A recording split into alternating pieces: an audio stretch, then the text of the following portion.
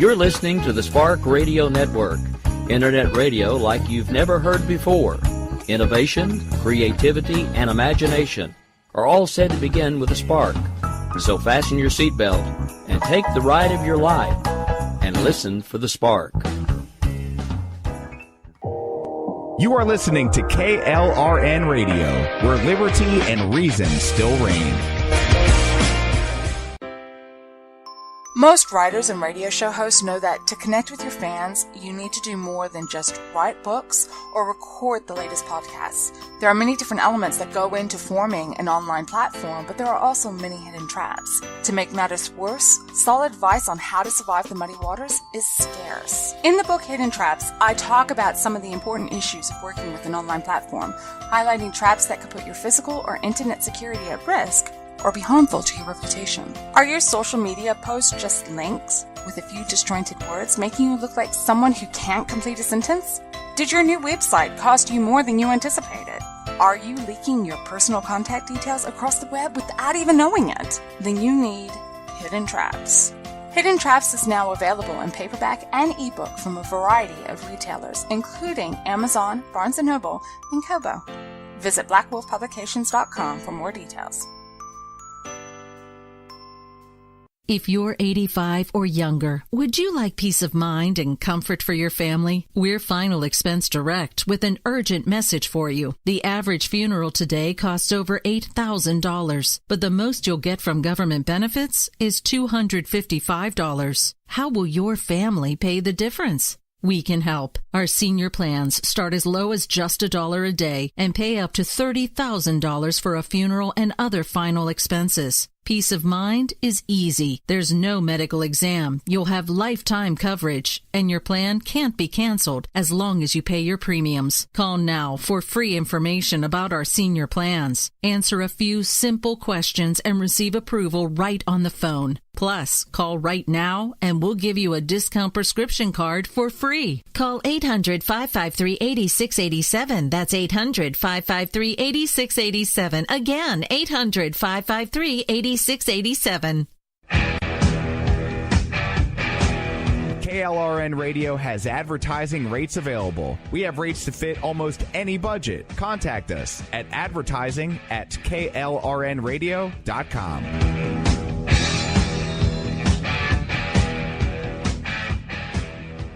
Attention business owners and independent contractors. This is a money-saving message from Tax Mediation Services. If your business owes $20,000 or more in taxes, we can help you today, right now. Listen, dealing with the IRS is no picnic. It's an intimidating and extremely stressful process, and you don't want to go it alone. Our attorneys know every law, every tax break, and every possible opportunity to help you resolve and reduce your tax debt. And if you owe more than $20,000, you may be at the top of their hit list. So don't take your tax debt lightly, because it will not go away on its own. The IRS can seize your bank accounts, your home, and even shut down your business. Call our tax experts today at 1-800-783-0810 and let us deal with the IRS while you focus on your business. That's 1-800-783-0810. Again, that's 800-783-0810. My son was in the Army back during Desert Storm, but even then he wanted an MBA. He looked at a dozen schools, but only one offered the online education and flexibility he needed while he was in a tent in Iraq. Grantham University. Turns out that Grantham's been delivering affordable, relevant college and advanced degrees for over 65 years. Heck, if they can deliver a quality education to a soldier in a tent overseas, think about the flexibility Grantham can offer you so you can earn your degree too. It doesn't matter how complicated or full your life is. If getting a degree is on your bucket list, you'll want to do what my son did. You'll want to call Grantham. Find out how easy it is to get started on your education so you can check that college degree off your bucket list. Call Grantham right now, 800-910-1370. That's 800-910-1370. Flexible, affordable, relevant. Call 800-910-1370. Sometimes writers feel lost, unsure why a passage may not be working. It takes another set of eyes to help us nurture our writing into full maturity. At Black Wolf Editorial Services, we strive to enable writers to develop and grow, offering manuscript critiques and line edits through a mentoring editorial style. We also offer assistance on generating a writer's bio for your websites. Black Wolf Editorial Services, nurturing your writing into maturity. For a full list of services, visit blackwolfeditorial.com. You're listening to the Spark Radio Network, internet radio like you've never heard before. Innovation, creativity, and imagination are all said to begin with a spark. So fasten your seatbelt and take the ride of your life and listen for the spark. You are listening to KLRN Radio, where liberty and reason still reign. My name is Jessie. I'm a United States Special Forces widow. This gives me a unique perspective on the world around us. If you're willing to listen, I'll tell you how I see it, and I won't pull any punches. This is my POV, which stands for point of view. Dum-dee-dum.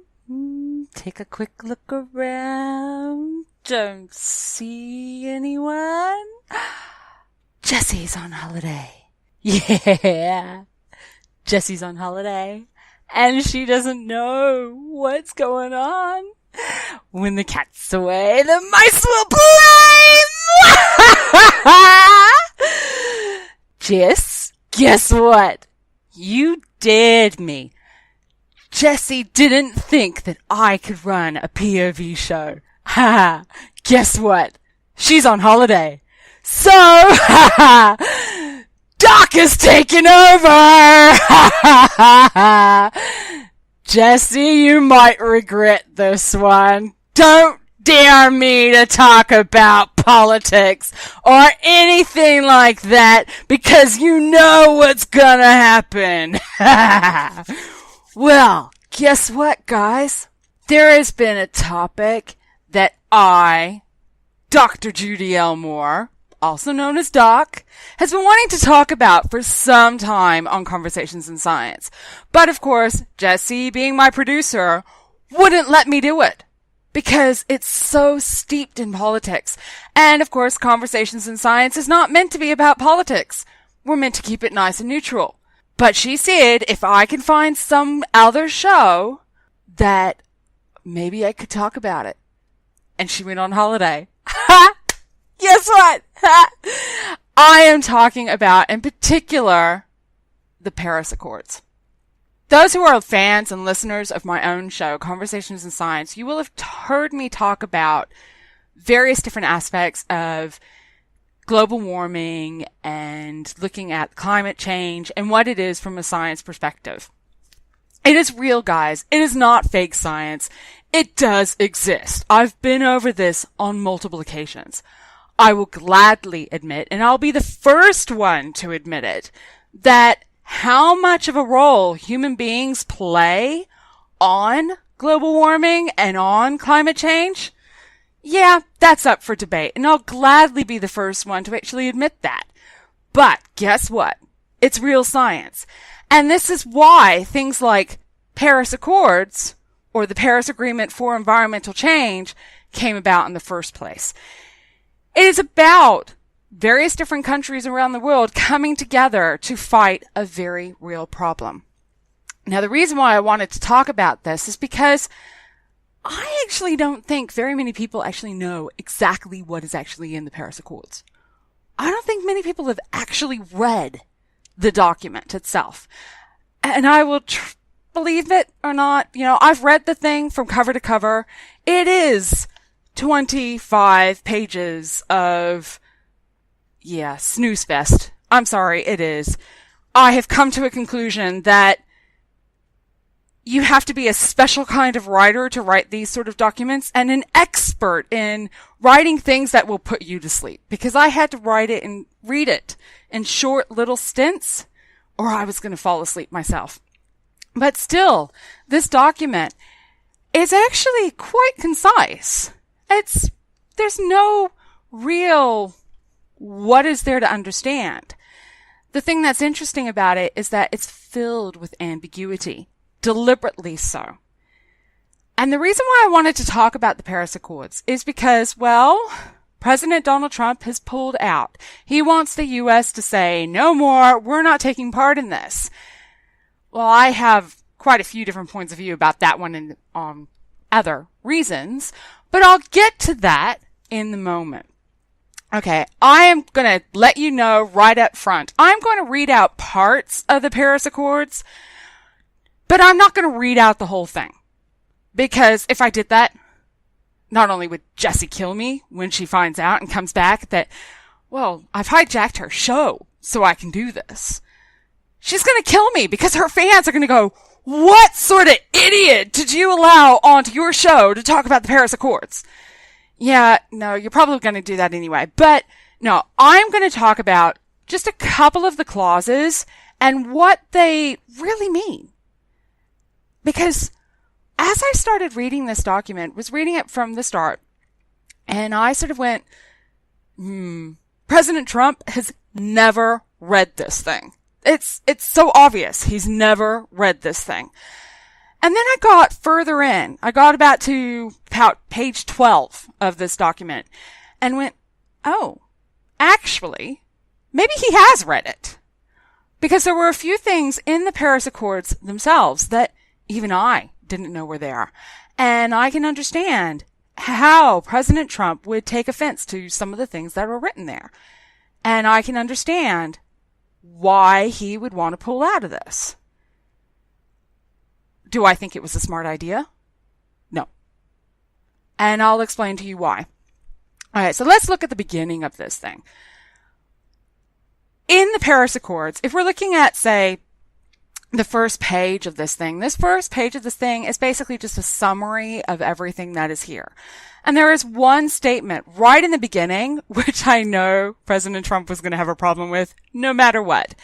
And I will quote, it says, all parties involved are recognizing the need for an effective and progressive response to the urgent threat of climate change on the basis of the best available scientific knowledge. Well, there's the first problem. You have to be able to recognize that there is an issue, that there is a threat. You can't just brush it under the carpet. No, you have to recognize that science is real, that climate change is real, and then move on. Once you've come to that agreement, then you can look at the strategies that are going to be best for you. Okay. Then you come across this other clause that's pretty much right after it, and it says that parties need to recognize that other parties may be affected not only by climate change, but also by the impact of the measures taken in response to it. Now, this one's actually quite an important one to me because a lot of the strategies that have come out, and some of them more recently than others, like, I don't know, let's dim the sun by throwing sulfates into the atmosphere. Yeah. Please, let's not and just pretend that we never said something stupid like that. So what I'm saying with that clause is basically saying is that you can't just say, let's just do this idea and take it now. You have to look at what the effects are going to be in the future and think, oh, maybe that's actually not a good thing to do because this is going to impact in this region this way. And we have to look at it all. We also have to, with this Paris Accords, and this is one of the biggest things about it, is that you have to take into account the imperatives of just transition of the workforce and the creation of a decent work and quality jobs in accordance with nationally defined development priorities. In other words, this is not something that you have to do right away. You have to transition your workforce to do this. And not only that, you have to keep good quality jobs. You have to keep a decent level of work. And you have to keep in mind what are your national programs revolving around workforce development, education, and a whole bunch of other different things. You cannot look at this particular issue with climate change all on its own. I think it sounds okay. It's not isolatory. But as the most important aspect of this is that the Paris Accords, again, here we go quoting, you have to recognize the importance of the engagement of all levels of government and various actors in accordance with respect and with the respective national legislations of parties in addressing climate change. In other words, this has got to be driven by government level officials in addition to public figures such as your actors and your sports stars. Everyone has to come together for this to work. Yeah, sorry. Trump doesn't want it to work for whatever reason. He doesn't want this to happen, and it's not going to happen under his administration because he just doesn't want it to happen. Okay. I think you can see why I was looking at this and going, okay, I can see some of these things. Right. I want to come back to looking at some of the articles in particular in this thing, because these are the things that I think people don't understand. Under Article 2, which is the one that actually defines this 2-degree increase of global average temperature. Basically, the Paris Accords decided that we are going to have an increase in global temperature where there's no way around it. We can't stop it. But we want to keep that rise of average global temperature to well below 2 degrees of what was pre-industrial. Well below 2 degrees above the pre-industrial limit. Ideally, we want to keep it down to 1.5 degrees or less. Yeah, there's two problems with this. One, what is the pre-industrial limit? We haven't defined it. There's no date time frame. And defining what pre-industrial society is, having that time frame is actually important because, dare I say it, the global temperatures that would have occurred where you had at the start of the engines, when we had, the first cars coming about, is different and compared to when we actually started to use the coal minings and all these things. There are two different temperatures, two different eras that are considered pre-industrial. Which one are we looking at? But let's just say we're going to go with that 1.5 degrees above some limit, which for now, based on our current temperature, that means we need to keep things to less than around about 0.5 degrees more than what we have now. But the actions that we take, it is explicitly said that the actions that you take must not threaten food production. So if we are going to do this stuff and we suddenly lose the ability to grow food or have food, we're going to have problems. A large proportion of this earth are meat eaters. We like our beef steaks. I'm sorry, I'm one of them, and I will gladly put my hand up about that. I like my beef steak. It's food production, guys. You still need to be able to eat. We have to be able to survive. But there are other aspects of this that made me think originally that Donald Trump hadn't read this. We'll look at article number 3. The efforts of all parties will represent a progression over time while recognizing the need to support developing country parties for the effective implementation of this agreement. In other words, it's the whole world involved. It's going to take time. We can't do it overnight. And it's not going to be one administration that's going to be involved in this. This is the long-term game, folks. If we make a change now, it's not going to come in for some time. Okay, here we go. This is the one that really made me think that things are a little bit not quite right. We're aiming to reach a global peaking of greenhouse gas emissions as soon as possible and to undertake rapid reductions, therefore in accordance with the best science available in the context of sustainable and efforts to eradicate poverty. Let me repeat that, guys. In the context of sustainable development and efforts to eradicate poverty. Trump was all about, make America great and give everybody a job. Well, that's what this is about. It's about changing the way we're looking and doing things and creating jobs while we're doing it. Sounds simple enough.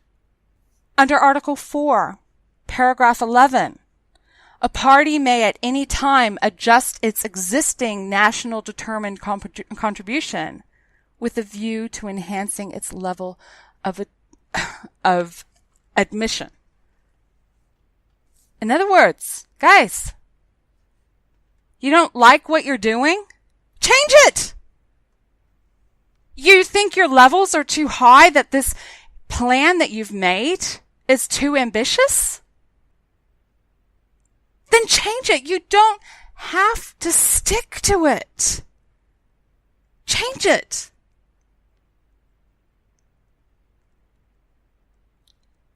Then, Article 6, the first paragraph under Article 6. Parties recognize that some parties choose to pursue voluntary cooperation in the implementation of their national determined contributions. Notice I stressed the word voluntary. Hello? What am I missing? Are these other things that I just totally missed and didn't get? Parties shall, when engaged in a voluntary basis of cooperation approaches, promote sustainable development and ensure environmental integrity and transparency, including a governance, and shall apply for robust accounting to ensure the avoidance of double counting. Alarm bells just went off in my head. Promote sustainable development and ensure environmental integrity and transparency. There was my first alarm bell.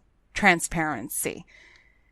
Basically, you want to do this, you do it on a voluntary basis, and that's fine.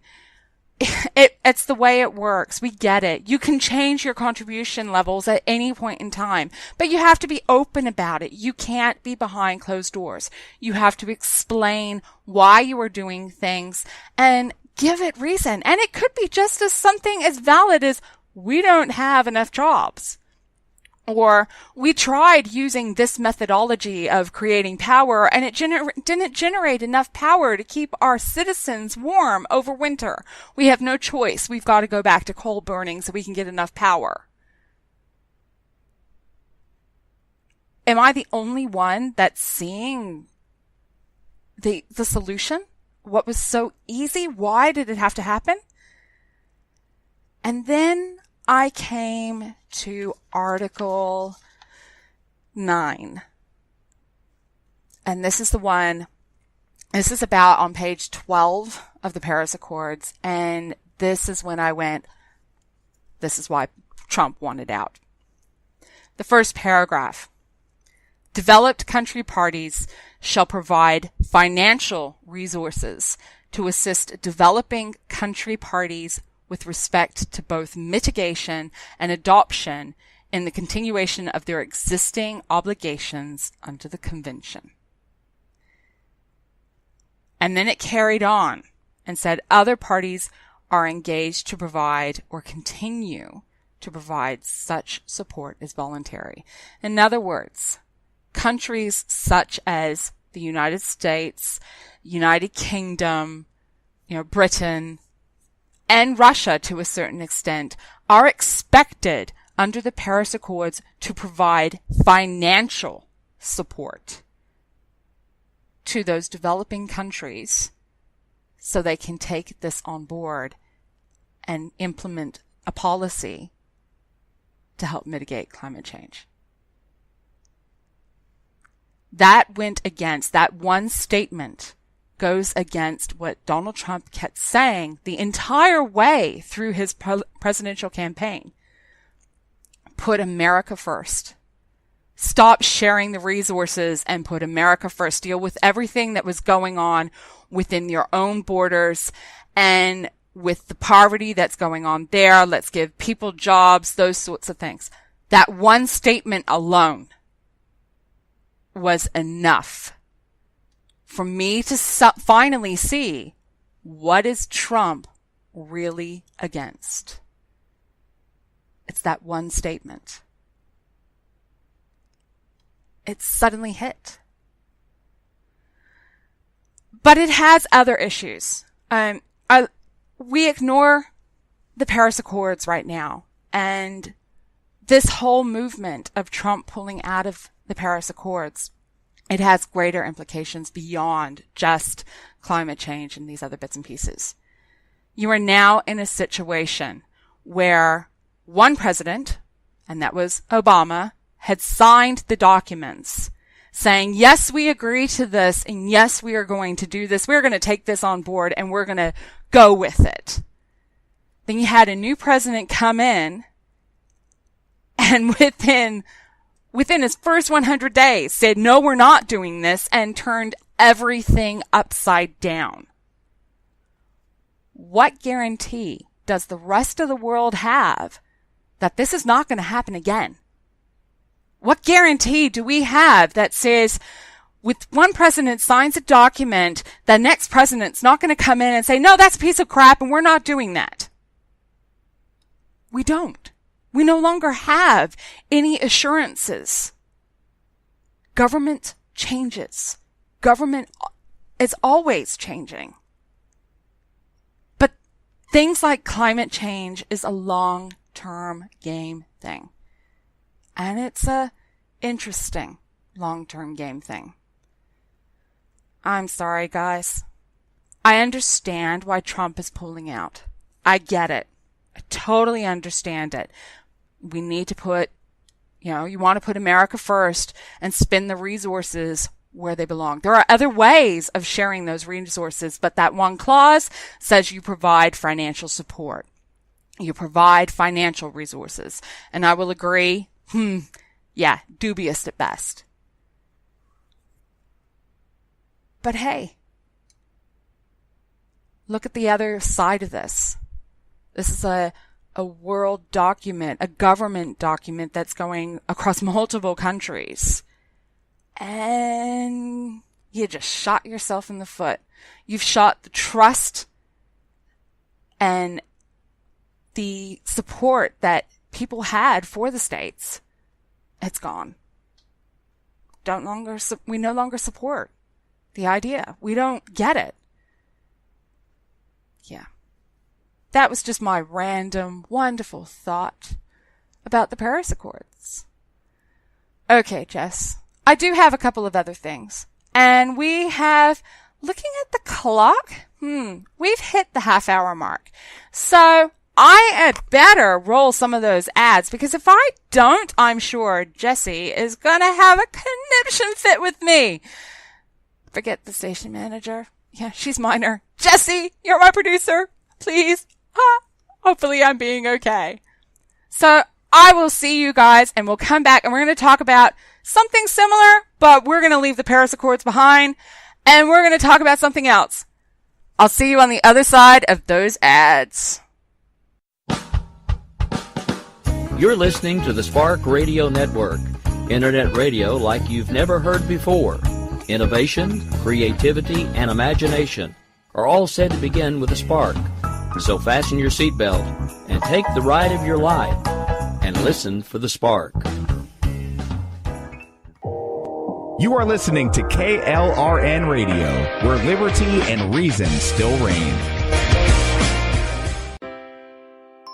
Most writers and radio show hosts know that to connect with your fans, you need to do more than just write books or record the latest podcasts. There are many different elements that go into forming an online platform, but there are also many hidden traps. To make matters worse, solid advice on how to survive the muddy waters is scarce. In the book Hidden Traps, I talk about some of the important issues of working with an online platform, highlighting traps that could put your physical or internet security at risk or be harmful to your reputation. Are your social media posts just links with a few disjointed words, making you look like someone who can't complete a sentence?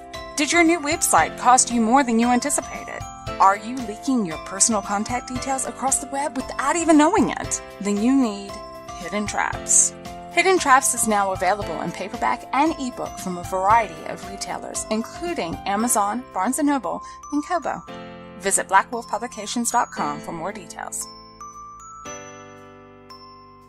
If you're 85 or younger, would you like peace of mind and comfort for your family? We're Final Expense Direct with an urgent message for you. The average funeral today costs over $8,000, but the most you'll get from government benefits is $255. How will your family pay the difference? We can help. Our senior plans start as low as just $1 a day and pay up to $30,000 for a funeral and other final expenses. Peace of mind is easy. There's no medical exam. You'll have lifetime coverage, and your plan can't be canceled as long as you pay your premiums. Call now for free information about our senior plans. Answer a few simple questions and receive approval right on the phone. Plus, call right now and we'll give you a discount prescription card for free. Call 800-553-8687. That's 800-553-8687. Again, 800-553-8687.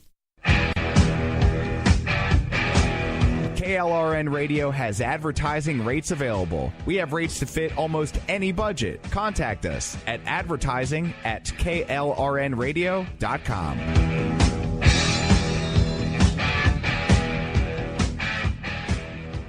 Attention business owners and independent contractors. This is a money-saving message from Tax Mediation Services. If your business owes $20,000 or more in taxes, we can help you today, right now. Listen, dealing with the IRS is no picnic. It's an intimidating and extremely stressful process, and you don't want to go it alone. Our attorneys know every law, every tax break, and every possible opportunity to help you resolve and reduce your tax debt. And if you owe more than $20,000, you may be at the top of their hit list. So don't take your tax debt lightly, because it will not go away on its own. The IRS can seize your bank accounts, your home, and even shut down your business. Call our tax experts today at 1-800-783-0810 and let us deal with the IRS while you focus on your business. That's 1-800-783-0810. Again, that's 800-783-0810. My son was in the Army back during Desert Storm, but even then he wanted an MBA. He looked at a dozen schools, but only one offered the online education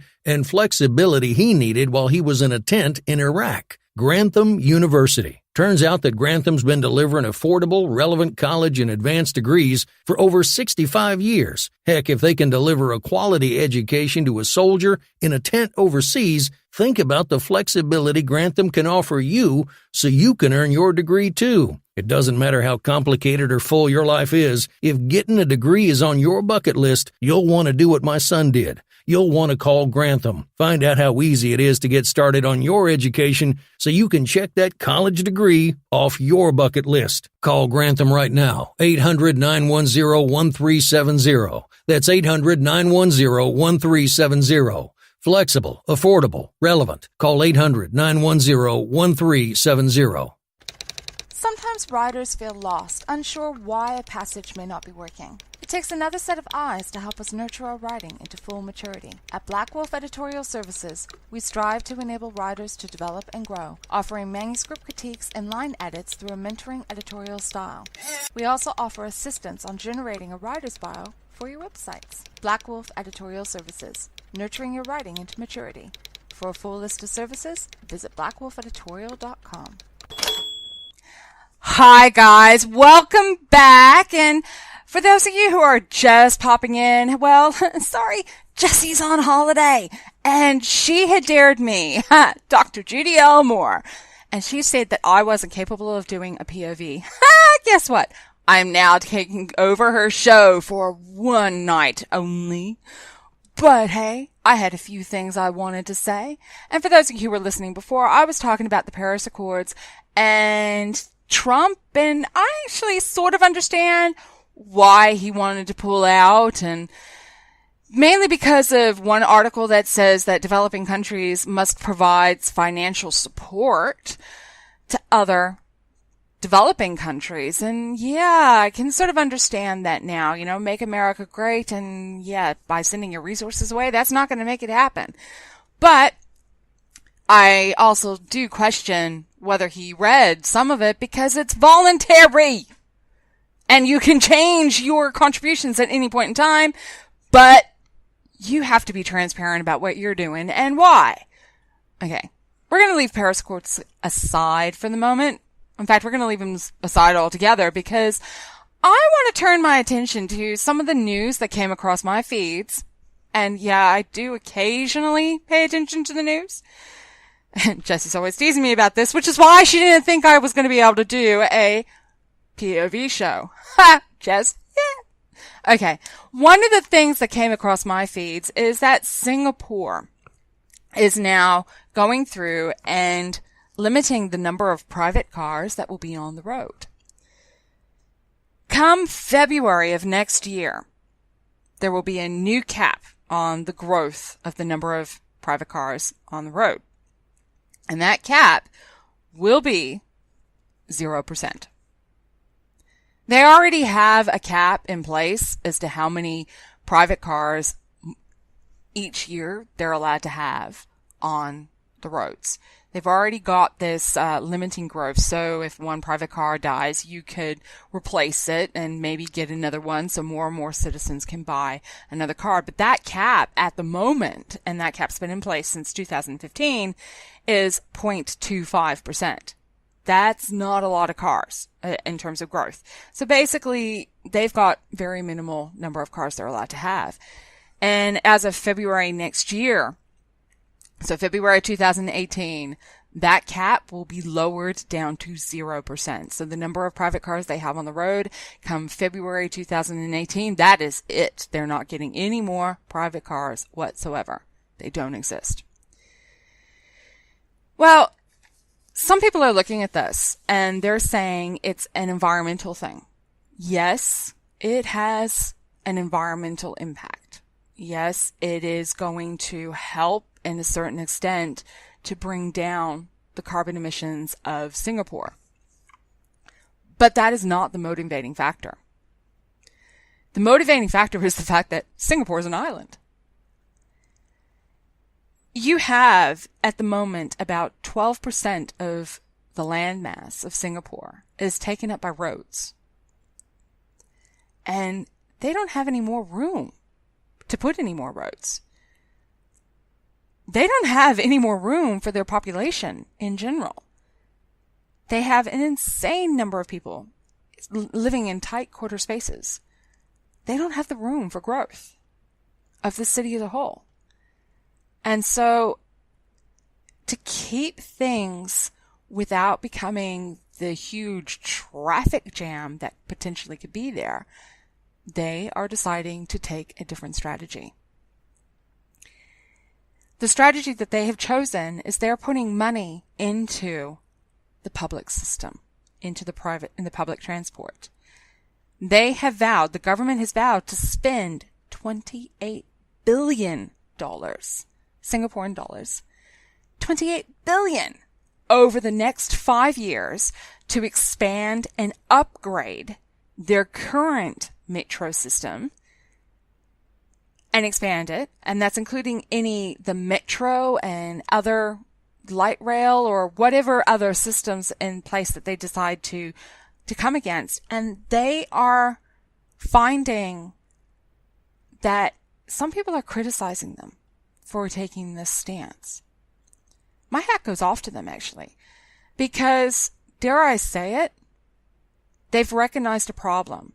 The public transport system in Singapore, well, there's only one word to really describe it, and that is, it sucks. It's horrible. It's not a very good system at all, and it's on the verge of breaking down.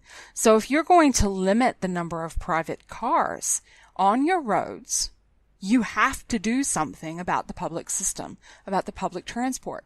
And Singapore has recognized that. The government of Singapore has recognized what they need to do, and they are taking the steps that are needed to do it. I don't understand why people are criticizing them. My hat goes off. It goes off to them. There is also another side to this. The cost of owning a car in Singapore, it's insane. Absolutely, utterly insane. First, you have to purchase what they call a certificate of entitlement, meaning you have to petition the government to say, am I allowed to buy a car? And to get that certificate of entitlement, it costs 50,000 Singaporean dollars. That equates to $37,000 US. That's a lot of money. I don't know about you guys, but I don't have $37 to go through and say, can I buy a car? I don't have that sort of money. Not only that, just a standard Toyota Corolla, 5-door sedan, cheap car, something that goes for in the order of about, I don't know, brand new, probably about $25,000 US, maybe 30. Yeah, well, in Singapore, it is 111,000 Singaporean dollars. I want to about choke. Oh my God, that is a lot of money to spend on a car.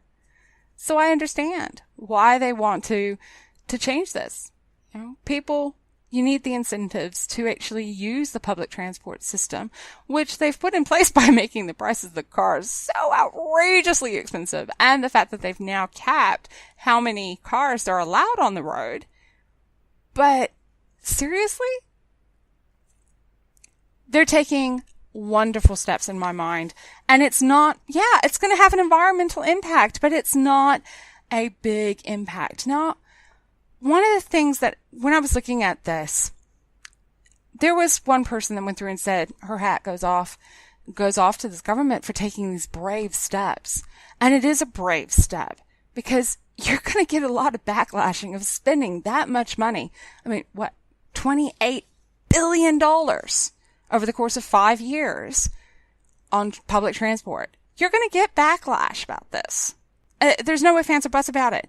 But some prick, for the lack of a better word, went through and said, brave actions, governments telling you how to live your life. Man, China, Iran, USSR, they were such brave governments.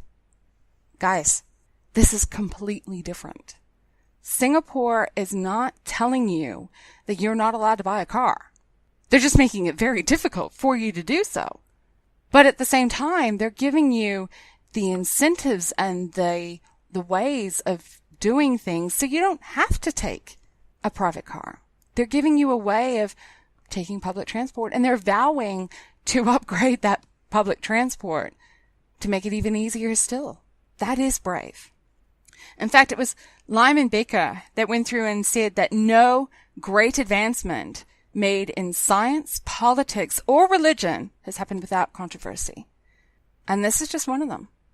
There is a lot of controversy that is going to be surrounding about things like this. And people are going to see things like what Singapore is doing. And they're going to think, oh, it's climate change. They're just jumping on the climate change bandwagon. And environmentalists. Yeah. No. Okay. It has its benefits, and it is benefits going that way, but that's not the reasons they're doing it. And I want to make it very clear, guys. Hey, I'm not an environmentalist. I like my car. Okay. I get it. I understand it. You put the incentives there for people to do things, and people will naturally progress. They will naturally do it to take the steps that you want them to take. You want them to get rid of their car? Give them a good public transport system, or for that matter, make the petrol so freaking expensive that nobody can afford it. Okay, there are multiple different ways that you can do this thing. All right, let's leave climate change and anything and everything environmental by the wayside. I want to talk about now something else that came across my feeds very recently, and it's hot news at the moment. It's like sci-fi dream. I am, sci-fi. Here we go. Well, last week, Saudi Arabia went through and made an announcement that was of great scale. They gave citizenship, honorary citizenship, to a robot. I kid you not. The robot in question is named Sophia. She was developed by researchers in Hong Kong at Hanson Robotics. And of course, her developer was actually part of the team that was working on the animatronics at Disneyland. So he's got quite a bit of understanding of how animatronics work. And yeah, I mean, Sophia's come across my feed on multiple occasions before. This is a robot that has a very human looking face. She really does have this. And I say she because there are very feminine features on her face. And of course, she's got a female voice. There are articles that say it, and I just struggle with that pronoun in this context. So I'm sorry if anybody's sitting there being offended that I'm calling a robot a she. It's my brain and I just can't get past that. So accept it and move on. Well, anyway, Sophia's come across my feeds before because of the fact that she has this very much emotional looking face, has the ability to do a great variety of different expressions. She can hold a conversation, sort of, and I'll come to that back in a sec. Her skin apparently is supposed to feel like human skin and very pliable and very soft. And yeah, it's pretty impressive. From a point of view of looking at the future and looking at androids, yeah, Sophia is probably the step towards that. Here's the thing. Sophia doesn't have a body. She's just a head. When the announcement came out about her citizenship, she was a head attached to a torso with arms that didn't move. She had no legs. She had to be carried off of stage.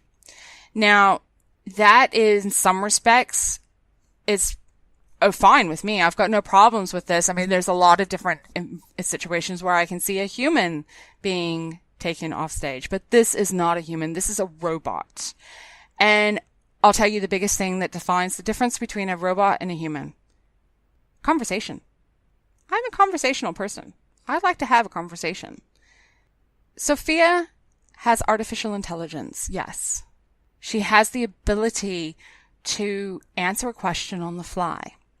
But even according to the research papers associated with Sophia, it is a predefined set of topics. She cannot think outside of her programming. She is unable to answer a random question that comes out of nowhere. There's no capability. There's no sentience. Yeah. You can't even equate this mechanical thing anywhere near a human being. And that in itself has actually brought some interesting things about this, because Saudi Arabia is known for the way it treats slavery and the way it treats women. Second-class citizens, property to be owned. And they give robots citizenship. Is this a good thing? Have we gone through and opened up doors for others? I don't think so. I think in this case, we have actually made things worse by doing this. This movement, it's a publicity stunt, and it brought a lot of attention to what's going on. And of course, it's bringing a lot of attention to the country, but not necessarily the attention they actually want. I'm wondering if it was actually the negative attention. The original article that I saw that came across this, and this just gives you an idea of some of the questions that have come through. Would Sophia's citizenship hold up in court in some strange future legal precedent that will come back to haunt us in 10 years from now? Good question. 10 years of development? Yeah. We could easily see an entire race of human beings or robots and androids wanting their own freedom. Was the whole thing a depressing, empty, unironic attempt at publicity of Sophia's human captors? Yeah. She is property owned by a company in Hong Kong, guys. She's not even in Saudi Arabia, so I don't understand this. And almost certainly yes, but only the time will tell about how international law will handle the event of AI-powered populations of a future that seems more certain to arrive with each passing of the day. And it was this comment that really, I think, harmed home about what the ironic situation that they've put themselves in. As a woman, we're not sure what exactly Sophia's sets of rights will afford her in one of the most oppressive countries on the planet. But if she sticks around until next year, she can at least score a set of wheels to get the hell out of it. It's a hilarious statement, but it's not really far from the truth. Should a robot have been granted citizenship? You know what? If we were talking about something that was along the lines of Data from Star Trek, I'm sorry, he's my favorite character, and I cried when he died. Yes, I did. Okay. But if we were talking about something along the lines of Data, then I would be all for it. Because you're talking about a sentient creature. Well, actually, we don't know whether you were talking about a sentient creature. In fact, that was one of the episodes in Star Trek TNG that they were talking about what is sentience. And part of that question was being self-aware as well as possessing a soul. Now, being self-aware, you know what? Sophia, I don't think she's self-aware. I really don't. She's surviving based on a series of programmed questions. If you ask questions that are outside of that programming, that are new and random and just threw them at her, I think that this AI program would just fall over and not quite know what to do. And I don't think at this point in time that we have a self-aware robot. I really don't think we do. I think what we have is we have a robot on our hands that is seriously impressive. I mean, it's awesome. I mean, you have something that's been developed by the same ones that have developed rides at Disneyland. Yeah, it's believable. The making face is believable. The expressions are 100% believable. And if you dressed it up, yeah, it would be 100%. And I think quite a few people would go, is that real or is it not real? You hear it speak and you hear the stilted tone. It's not, there's not even a thought process behind it. It is 100% computerized, following a set of programmed rules. This is not Data that we're talking about. The AI associated here, it's not even comparing. Will we get there in the future? You know what? I think we will. We're on the verge of amazing technology coming out, and I think we will get there. But this stunt, and it is a PR stunt, there's no ifs, ands, or buts about it. This stunt from Saudi Arabia about granting a robot citizenship, I think it's actually brought to the foreground a series of communications that has to go forward. We have to talk about this, and we have to talk about what sort of rights will we afford robots in the future. But I think it's brought this all to the foreground before we're ready for it. We're still struggling with human rights on Earth. We're talking about just normal human rights, and how women are treated, how various different, equality is treated. You have all that stuff that's going on in California about the transgender. we're not at this point in time even in a state to even think about robots. This move, yeah, it's clever. It brought attention to things. It made things awesome to hear. And yeah, sci-fi brains going, oh my God, it's fantastic, brilliant. The human brain, the one that sees what's going on in the world and the chaos that we are living in. And I'm realizing that we're not ready for this. This was not a smart move to happen. It's highlighted what's going on in Saudi Arabia about how they treat people, and it's demeaning human rights in some respects. But at the same time, it is highlighting the fact that we are eventually going to have these conversations with politicians, and in these situations, we are eventually going to have to discuss exactly what level of rights artificial intelligent beings, the ones of the mechanical type, exactly what rights are we going to afford them? Eventually, we are going to have that conversation. But guys, we also need to be very careful. Sci-fi has been fantastic about creating scenarios where, HAL, here we come. Space Odyssey 2001, HAL. No thanks. HAL can go away. That particular AI system needed to die. And you've got other scenarios as well that's come forward. You have Terminator. Artificial intelligence is where we're going. It is just a natural progression. What sort of autonomy are we going to give them? What sort of autonomy should we give them? And Saudi Arabia, well done for bringing this conversation to the foreground long before we even needed to be thinking about it. We don't have AI systems to the level where they are in that state. I'm sorry, we don't. Sophia's awesome. Sophia's cool.